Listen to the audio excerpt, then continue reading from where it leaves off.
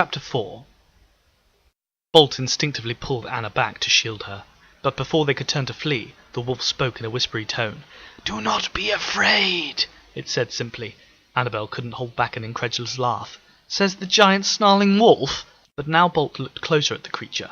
He could see its eyes had an intelligence in them. It was not a mindless beast, but a form of sentient life, no different to himself, except more hairy. "I mean you no harm. I saw your ship crash. I found your friend," the wolf said. Its words were surprisingly eloquent given the large fanged jaws it spoke with. "You found Max?"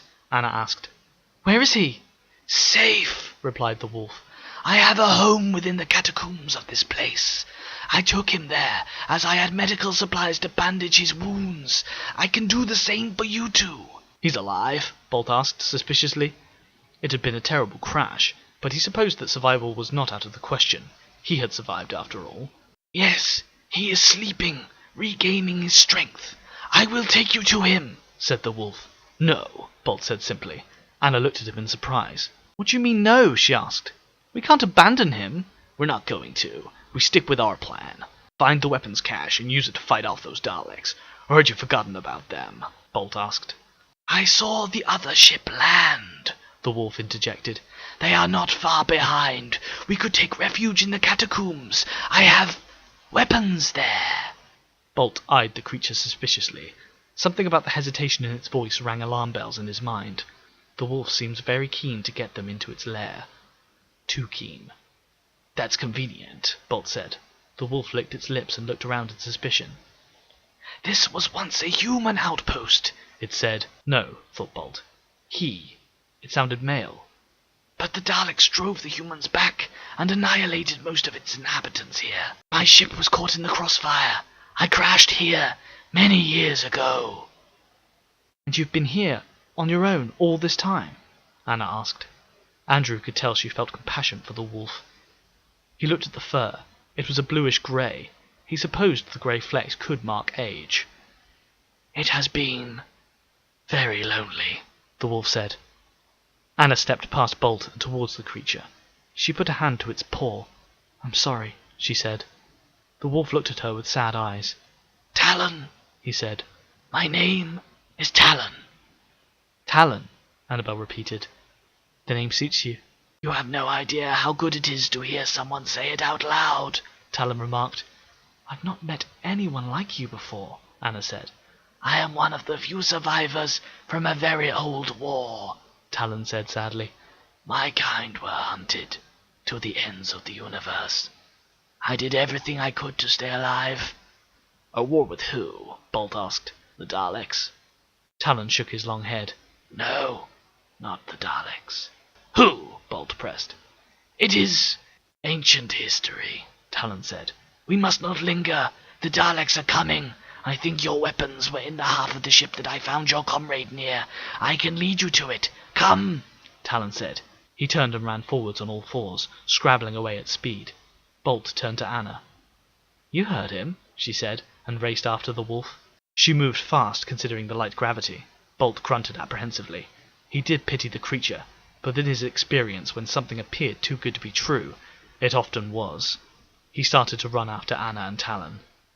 In the catacombs, Ryuk and Lex traversed silently. The pair were comfortable with silence.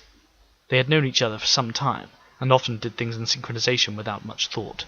So as they came to a turning, Lex instinctively remained behind, whilst Ryuk pressed against the wall. As he moved quietly to the turning and peered around, he said simply, "It's clear." He advanced. Lex's eye stalk rotated 360 degrees. "Relax," said Ryuk. "Blaine will warn us if anyone comes that way." Lex followed after him. They went through the tunnel, and Ryuk's foot bumped something. He bent down and picked it up. It was a torch. He switched it on. It was intensely bright, designed for miners, he thought. And as his surroundings lit up, he saw some incredible sights. Computers and monitors in a layout akin to a command center, chairs mostly toppled over, and crates of equipment. "Records indicate humans used to reside here," Lex stated. Ryuk examined the cobwebs on the torch. "A long time ago, it would seem," Ryuk said. "What supplies are in there?" He gestured to the crates. He could have simply looked, but Daleks were much more efficient in this regard. Scans show food supplies, torches, liquid containers, terraforming equipment, and rudimentary technology, Lex reported. Nothing of much use to us, but not the kind of thing one leaves behind, Ryuk said. The humans were exterminated, General. Lex stated, as if Ryuk was missing the point. Are there any records of Daleks chasing humans onto this planetoid?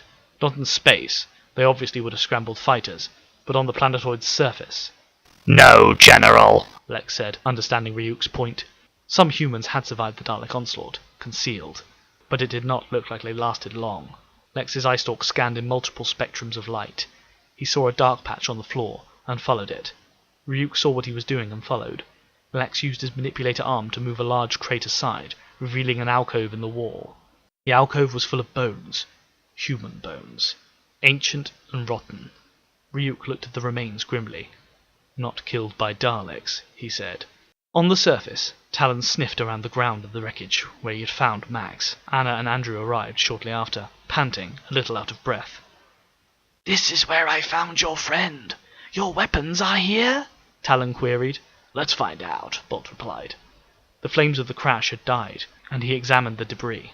He used all his might to lift some bent metal out of the way. Nothing. He sighed. It's going to take time, Anna said. Time we may not have. "Instead of stating the obvious, how about helping me?" Bolt snapped. Anna could tell he was serious and assisted with the examination of the wreckage. Talon watched them with his intense, glowing eyes. He was happy to have company. He had been on his own for so long. There had not been anyone else here when he had crashed. Had there? No. He was alone. He had toiled away on his own, making use of the things the humans had left behind after being killed by Daleks. And then he had found the one they called Max. He had told him he was safe, and had taken him to his lair to be safe. He had left him there, sleeping peacefully. Hadn't he? Ryuk and Lex continued to examine the old human control center. They were now in a room that was full of human clothes. They were arranged in a curious fashion. A heap. Someone's been using this as a nest. Or something.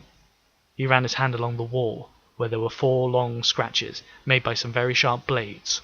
Or claws, he thought to himself. Lex, who had gone through a doorway, called for Ryuk. Something in here you will want to see, General. Ryuk turned and approached him. Lex was looking intently at something. Ryuk, who was carrying the bright mining torch, shone it forward. As it illuminated the room, it did not have the usual yellowish tinge, but rather red. The walls and floor were covered with blood.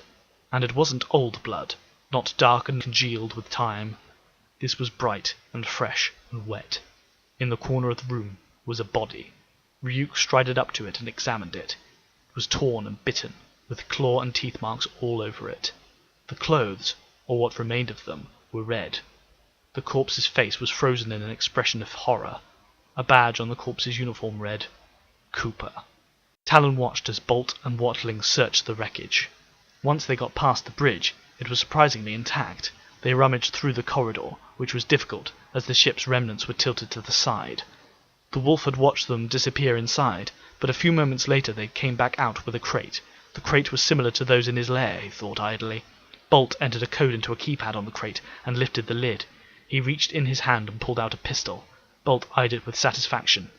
As Talon took in the sight of the even man with the weapon, he felt something rise up inside of him. His hairs stood on end, and his back arched, and he let out a primal howl, exactly like the ones Bolt had heard earlier. The 2 humans turned in alarm at the sound. Andrew levelled the gun at the beast, which looked at him with eyes of fury. "Talon? What's wrong?" Anna asked in confusion. "Humans kill, must kill," snarled Talon in a deeper, angrier voice. As he saw the human with the gun, years of hatred and rage emerged, reminding him of the travesties committed against his people. He had slaughtered the inhabitants here. They had deserved it. He had torn the human Max asunder, and now these 2 were next. "Kill!"